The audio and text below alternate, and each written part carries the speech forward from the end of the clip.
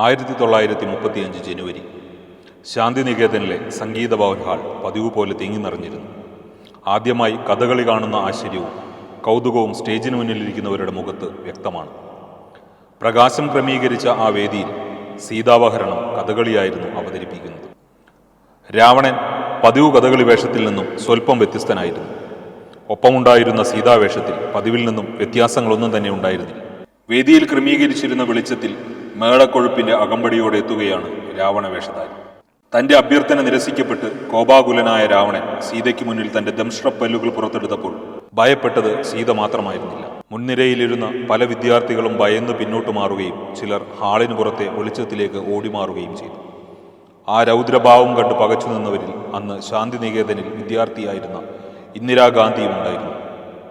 കഥകളിക്ക് പുറമെ നവരസാഭിനയവും മുദ്രകളും നൃത്തവും കണ്ട് ആശ്ചര്യപ്പെട്ട അവർ അന്നു രാത്രി തൻ്റെ പിതാവായ ജവഹർലാൽ നെഹ്റുവിനുള്ള കത്തിൽ ഇങ്ങനെ കുറിച്ചു: ഞാൻ ഇന്നൊരു നൃത്തപ്രകടനം കണ്ടു.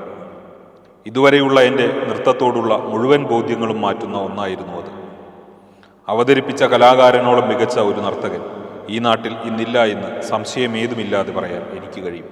കഥകളിക്ക് ശേഷം ആ കലാകാരനെ ചേർത്ത് നിർത്തി മഹാകവി രവീന്ദ്രനാഥ ടാഗോർ പറഞ്ഞു: ഇദ്ദേഹം ഒരു യഥാർത്ഥ കലാകാരനാണ്. ഭാരതത്തിനകത്തോ വെളിയിലോ അദ്ദേഹത്തിനൊപ്പം നിൽക്കാൻ കഴിവുള്ള കലാകാരന്മാർ വളരെ ഇല്ലെന്ന് എനിക്ക് നിശ്ചയമുണ്ട്.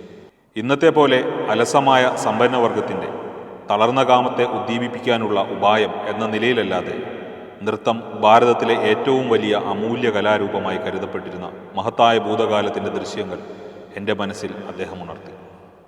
നമ്മുടെ ഇടയിൽ അദ്ദേഹത്തിൻ്റെ സാന്നിധ്യം വളരെ വലിയൊരു പാഠമായിരുന്നു. നൃത്തം നമ്മുടെ ഇടയിൽ വീണ്ടും പ്രചാരത്തിലായിരിക്കുന്ന ഈ സന്ദർഭത്തിൽ അദ്ദേഹത്തിൻ്റെ ശൈലി നമുക്ക് ശരിയായ നേതൃത്വം നൽകുന്നു. എന്തെന്നാൽ അതിൻ്റെ അഭാവത്തിൽ നാം ഇന്നും ഇരുളിൽ തപ്പിത്തിരയുകയാണ്.